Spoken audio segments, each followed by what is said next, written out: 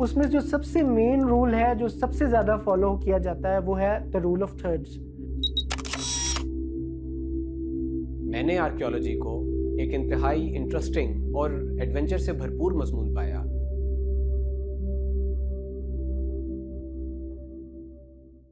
मेरा नाम अनस अहमद है। मैं एक आर्किटेक्ट हूँ। मैंने नेशनल कॉलेज ऑफ आर्ट्स से ग्रेजुएट किया है 5 ईयर की डिग्री। आर्ट्स कॉलेज में एडमिशन लेने का मेरा मेन मकसद यही था कि उसमें प्रैक्टिकलिटी काफ़ी ज़्यादा होती है। अब इसको सेलेक्ट करने का मेरे माइंड में क्यों आया, क्योंकि मेरे अब्बू भी आर्किटेक्ट हैं। तो बचपन से मैंने अब्बू को इसी तरह काम करते देखा घर में, जिस तरह ड्राइंग्स वगैरह पे काम करते थे, साइट विजिट पे जाते थे, अक्सर मुझे भी साथ ले जाना, ये करना है वगैरह। तो इस तरह आहिस्ता-आहिस्ता मेरा भी इंटरेस्ट इस चीज़ में ना डेवलप होने लग गया। बिल्डिंग्स वगैरह किस तरह बनती हैं, मटेरियल क्या होता है, सारी चीज़ें वगैरह। और फिर एक बाय बर्थ मेरी आर्ट काफ़ी अच्छी थी, ड्राइंग वगैरह काफ़ी अच्छी थी। इवन कि कई कॉम्पिटिशन्स वगैरह हुए स्कूल, कॉलेजेस में। मेरे कॉम्पिटिशन में काफ़ी पोजीशंस वगैरह आई आर्ट में। प्रैक्टिकल लाइफ में और स्टडी लाइफ में काफ़ी बड़ा डिफरेंस है, क्योंकि हम किताबों में जो चीज़ पढ़ते हैं वो चीज़ हमें प्रैक्टिकल लाइफ में टोटली ऑपोजिट मिलती है। अगर हमने चीज़ पढ़ी है कि फ्लेमिश बॉन्ड इस तरह है, इंग्लिश बॉन्ड इस तरह है ब्रिक का, और ब्रिक किस तरह की होगी, जब तक आप प्रैक्टिकल लाइफ में इस चीज़ को खुद से नहीं देख सकते, एक्सपीरियंस नहीं करते, तब तक आपको चीज़ों का एक्सपीरियंस नहीं होता, उस समय पता नहीं चलता कि ब्रिक वाकई किस तरह वर्क करती है। तो उस चीज़ को एक्सपीरियंस करने के लिए सबसे पहले मैंने किसी कंसल्टेंसी फर्म में जॉब नहीं की। मैंने सबसे पहले बिल्डर्स के पास गया था, कि ताकि बिल्डर्स का सबसे बड़ा स्कोप यही होता है कि वो आर्किटेक्ट्स वगैरह हायर कर लेते हैं। तो उनको यही होता है कि हमारा एक आर्किटेक्ट आ गया, वो हमारी साइट्स वगैरह क्लाइंट्स वगैरह के साथ हैंडल करेगा सारी चीज़ें वगैरह।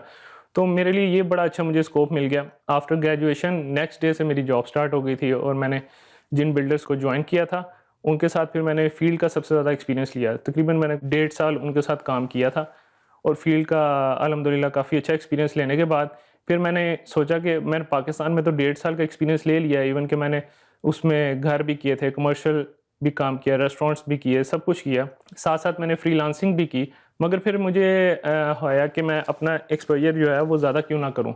उसके लिए फिर मैंने अप्लाई करना शुरू कर दिया बाहर के मुल्क में। ज़्यादातर मैंने दुबई में सीवीज़ ड्रॉप किए, फिर मैं दुबई चला गया, वहाँ मुझे जॉब ऑफ़र हुई।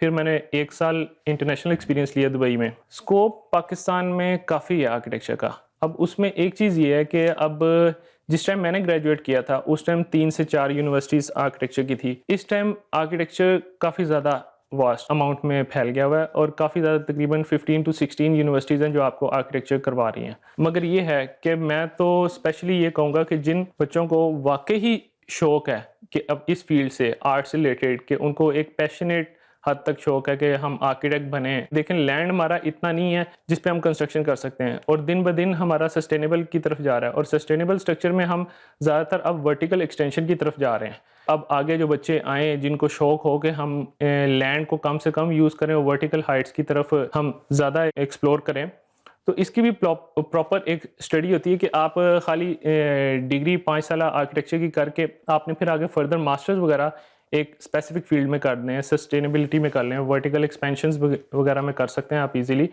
तो जब तक आपका ये माइंड में कोई एक स्कोप नहीं होगा, तब तक आप उस फील्ड में प्रॉपरली उस समय वर्क नहीं कर सकेंगे, क्योंकि आर्ट की फील्ड इतनी एडमिशन लेने के लिए टफ नहीं है जितनी एक्चुअल में टफ है। क्योंकि एडमिशन लेना इस आर्किटेक्चर में आसान है बनिस्बत डॉक्टर। जब एक डॉक्टर ने एडमिशन लेना होता है तो उसके लिए उसका जो मेरिट लेवल होता है वो इतना हाई होता है 95%। मगर हम लोगों के जो मेरिट लेवल होता है वो हमारा एफएससी का 50% मेरिट लेवल होता है, और उसके बाद यूनिवर्सिटी या कॉलेज का अपना टेस्ट होता है। हर बच्चे का इंटरेस्ट जो होता है वो डिफरेंट होता है। किसी का वुड वर्क की तरफ होगा, किसी का हार्ड मटेरियल की तरफ होगा, किसी का सॉफ्ट मटेरियल की तरफ इंटरेस्ट होगा। तो यानी इसमें ये चीज़ नहीं है कि आप किसी एक स्पेसिफिक चीज़ को ही एक्सप्लोर करेंगे। इसमें आपके पास एक्सप्लोरेशन इस फील्ड में बहुत ज़्यादा है। जब भी आपने अपनी फील्ड ये आर्किटेक्चर चूज़ करनी है, तो उसमें एक अपना आप माइंड प्रिपेयर करके इसमें एंटर हो। मैंने ज़्यादातर काम किया रेजिडेंशियल और रेस्टोरेंट्स में। मैंने यही चीज़ अपनी एक्सपीरियंस की है अपनी स्टडी के बीच में, रेजिडेंशियल, होटल्स और स्कूल्स और यूनिवर्सिटीज़। अब यही मेरा फील्ड में जाके भी मेजर यही काम बन गया हुआ है। तो इसी चीज़ में आगे मुझे आगे जॉब्स मिली, इन्हीं प्रोजेक्ट्स पे मैं आगे काम कर रहा हूँ फील्ड में। तो आप लोगों को भी मेरा यही मैसेज है कि एडमिशन लेने से पहले आप अपना पूरा माइंड वगैरह सेट करके फिर एडमिशन लें, ताकि आपको पता हो इन दी एंड हमने किस जगह जाके स्टैंड करना है। Thank you.